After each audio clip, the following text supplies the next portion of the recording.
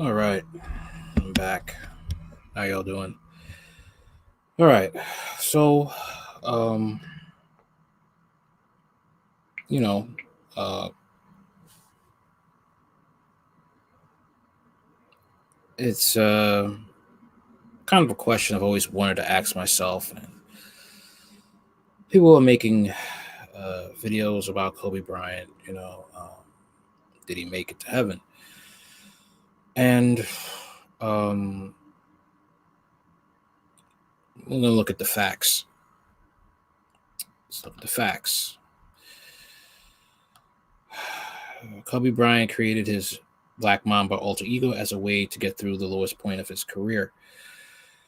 Now, we all know about Kobe Bryant's situation. He passed away at 41. He did the Black Mamba, just a nickname he gave himself to separate his professional life from his personal life. In 2003, he was charged with sexually assaulting a 19-year-old woman in Colorado. Okay. After the aftermath of the court case, Bryant says he needed to organize his life and for Kobe to handle his personal challenges. Kobe Bryant's nickname, the Black Mamba, a name he gave himself, but for Bryant, the moniker was for more than a nickname. It was an alter ego he created to get through the lowest point of his career. In his autobiography, Muse, Bryant revealed that he created the Mamba as a way to deal with the struggles he was going through off the court in 2003 and 2004. I went from a person who was on top of his game, had everything, to a year later having absolutely no idea where his life was going or if you are going to be part of life as we all know it. Bryant said in a documentary, in 2003, Bryant was charged with sexually assaulting a 19-year-old woman in Colorado. While Bryant did not mention the case directly, he did spend a good deal of time in the documentary talking about how close his family was to breaking up. I hear everything the crowd is saying. I hear it, Bryant says, following a clip during which Boston Celtics fan can be heard chanting, "Kobe sucks." So it's like this place where is my refuge is now being bombarded with all kinds of things they would say. I had to separate myself, Kobe explains. It felt like there was so many things coming at once. It would just becoming very, very confusing. I had to organize things, so I created the Black Mamba. Bryant went on to explain that Kobe was tasked with dealing with all his personal challenges, and the Black Mamba handled business on the court. Okay, and here's what he was saying. It was just effing. It was just f everyone. I'm destroying everybody that steps on the court. I had all this pent up frustration that I just need to let out. It was an avalanche, man. There was nothing that was going to get in the way. There was nothing that was going to stop me. In a 2018 story by Kent Babb for the Washington Post, Bryant explained how he happened upon the Black Mamba for his alter ego when he was watching Quentin Tarantino's movie Kill Bill, during which an assassin used a Black Mamba to kill another character. The length, the snake, the bite, the strike, the temperament, Bryant told Babb, who also noted that Bryant was well aware that snakes shed their skin. Let me look this up. I looked it up. Yeah, that's me. That's me. Babb later added, when Bryant returned to the court, the wholesome young athlete was gone. In his place was a man who could no longer portray innocence. And Bryant says he felt free to reveal the darkness that had always lurked inside of him. Creating an alternate persona, he says now, was the only way he could mentally move beyond the events of Colorado. Bryant went on to explain in Muse that the ferocity had nothing to do with his opponents. It was more about the battle that was going on within himself, and that the opponents were just in the way and may get demolished in the process. Okay. Now, right here, we see that, you know, people say he's Christian, but um, he already broke one of the Ten Commandments, was his, "You shall have no other gods before me." And that was the Black Mamba. Okay, here we go with the second nail in this coffin.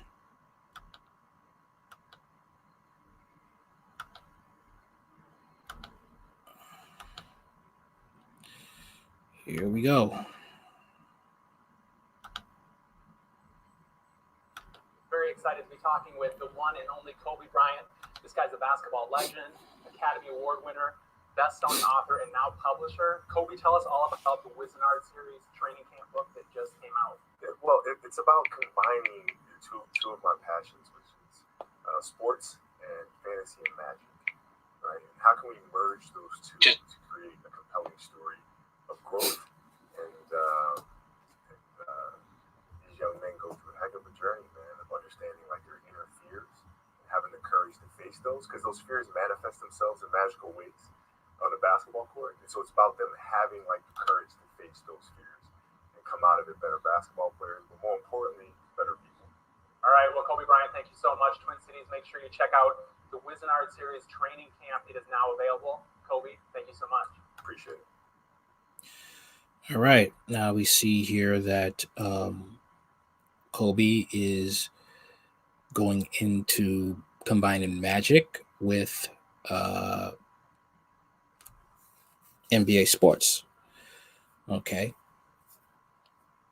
So you say he's a Christian, but you're breaking the commandments against other gods and idols, and you shall not make any graven images of whatever made in the sea or whatever. Magic is basically get the power of the devil. Okay. In this world, about celebrities, actors, they've used magic and demons to either get a great performance or perform extremely well in their sport. Okay. From, with directors writing their scripts, they do automatic writing. They contact spirits to figure out what to do to write a specific script. Even the person who made let's see, different TV shows or like Star Trek, combining magic and stuff like that. I believe with Harry Potter, the same thing. He was going to sell this to kids. All right.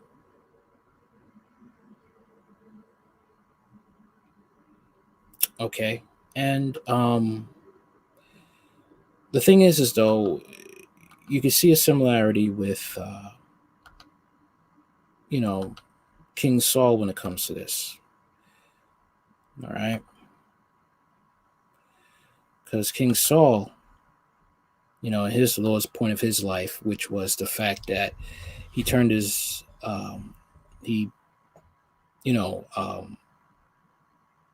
screwed up royally, making bad decisions with God. And it, God wouldn't want to hear anything from him. Okay. And he decided to consult mediums. All right. And he basically, decides to go see a witch since he couldn't talk to Saul anymore. Couldn't see the prophet Saul anymore because Saul died. And in those days, in the Old Testament, the people of Israel and kings, they would consult the prophets of God to get God's ear and to get instruction on how to get out of disobedience or how to please God and stuff like that. Now, in these times, as well it is now, Old and New Testament, is condemned to go talk to mediums. Basically, you're going to get your strength from somebody else. And that's just where King Saul and Kobe Bryant have their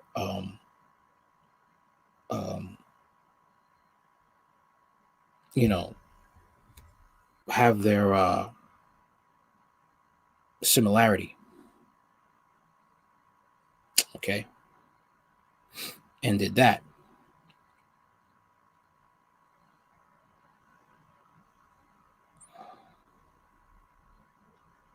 And that's what happened. All right.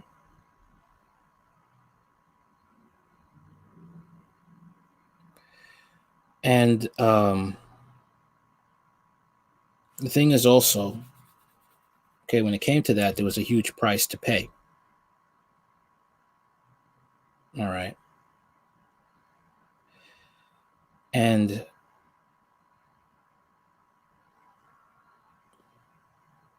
what happened with that was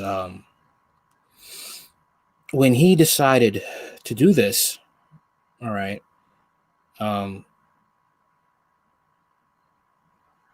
uh, the spirit came out of the ground. Okay, he went to the witch. Okay, and the witch, was in for a big surprise because of the simple fact that it wasn't a regular old demon that was to pull a trick on a human being. No, this was the real Saul, and he basically told, it was a warning. It wasn't more a warning, it was a punishment that, Saul, you're going to die the next day. Okay? And that's what happened. He died. Okay? Now, Kobe Bryant, I'm sorry, he's not with God. He wrote children's books with witchcraft in it and the occult, and he was going to sell that, have that sold to kids. Okay?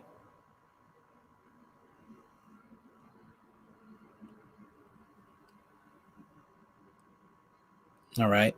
He was going to have kids open them up to the occult. And that was that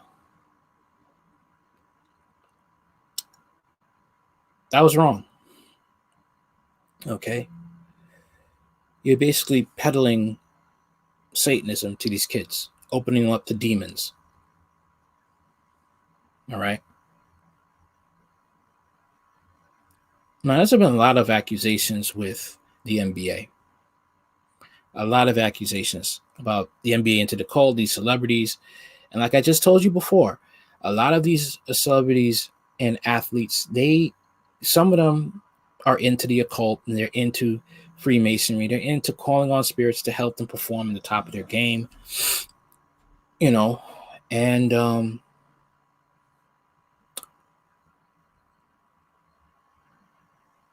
what do you know? Okay.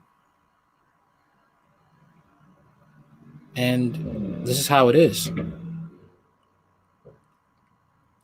It's unfortunate that he passed away in that plane crash, but he's not with God. And it's really something that, you have these you know actors, actresses, and stuff, and you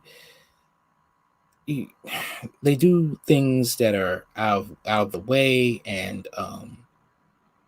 they may be into drug dealing and stuff like that, and rapping about it, and then when they die, all of a sudden they're in heaven.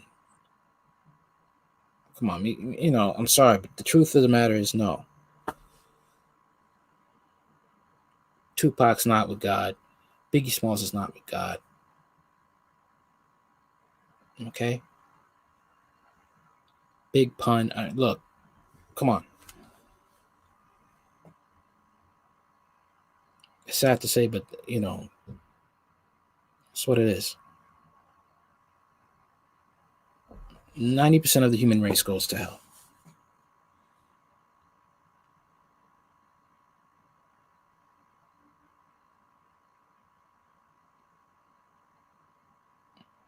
You want to go to heaven, not going to like it, but you got to come to Christ.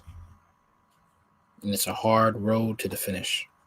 Self-denial, blood, sweat, and tears, friends leaving you, friends forsaking you. You got to spread this word too. And you're his property. You're the prisoner of Christ, as it says in the book of Ephesians.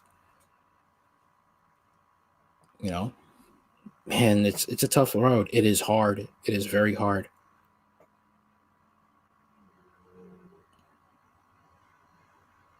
But if you're willing to follow him and endure, he'll comfort you. He'll comfort you. And he'll help you. but you got to be willing. He's not going to force it on you. But he didn't make it. He's not with the Lord. All right. Later, I had to redo it because that part when I said about King Saul, about the warning, it wasn't a warning. It was a judgment. He died the next day for sinning. All right. Later.